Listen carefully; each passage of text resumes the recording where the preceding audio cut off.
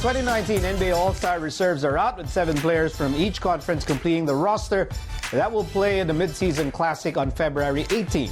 The list features several first-timers, but several high-profile names are noticeably missing.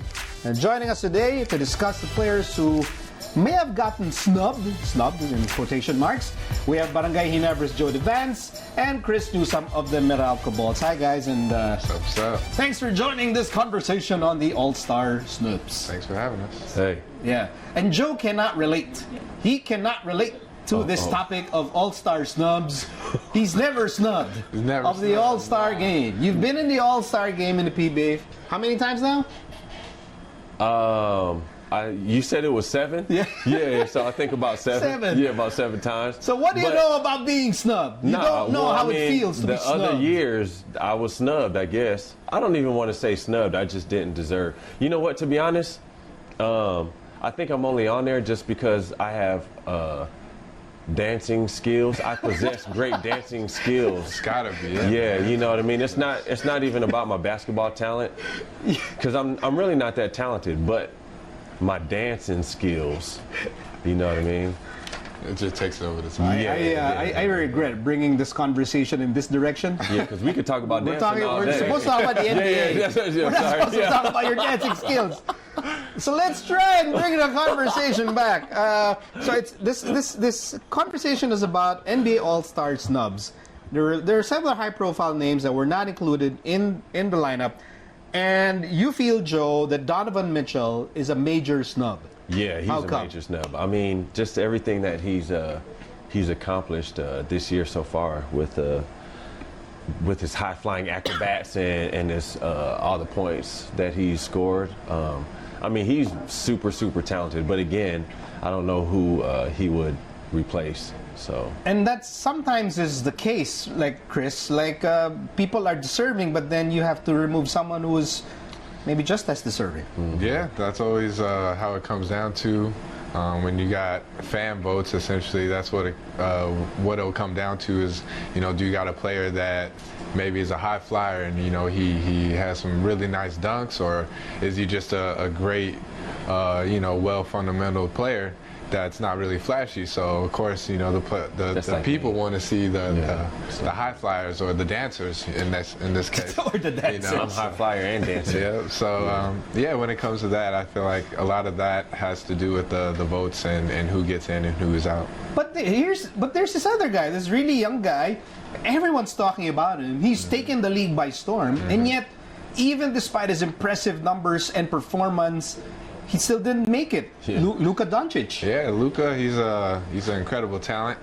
You know, I was thinking the other day, like, who was the youngest player to make the All-Star team, and I believe that was Kobe when he was 19. So to see somebody playing the way he's playing and to come through in the clutch situations that he's coming through in, and you know, just the shots that he's hitting, it's unbelievable. You know, and you know, it's just one of those things where he's not on a big market team, so there's a lot of fan votes that he lost there. And then again, you're in the Western Conference, which is just stacked. So it's a tough position to be in. But I honestly thought that he was going to make it.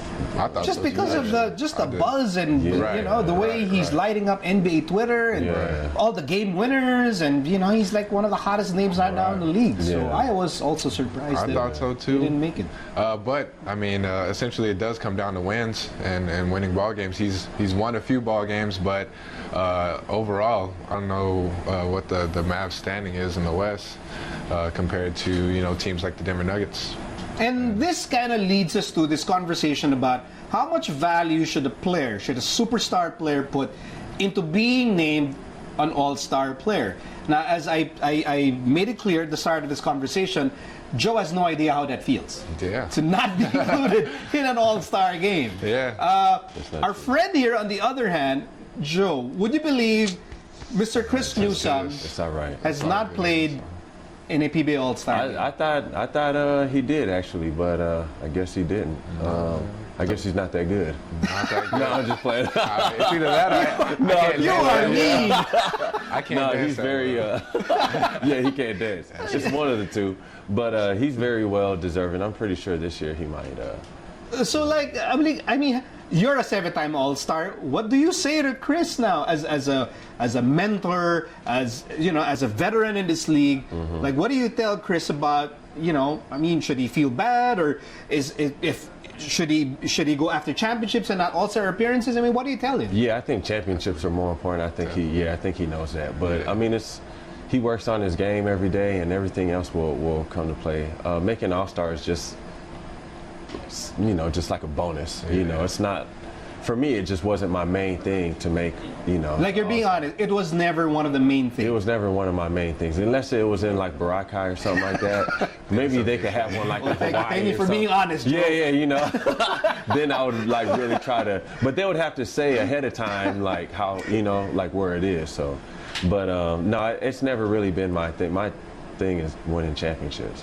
So what do you tell yourself, Chris? Every year you get passed on that you don't get named to the All-Star. You know you have the numbers to back your claim, but you don't get it. So what do you tell yourself? More or less just to keep working hard. That, you know, if I feel like that what I'm doing now is capable of, you know, or deserving of having an All-Star appearance, then I need to do more in order for it to be more obvious to the people that I should be an All-Star.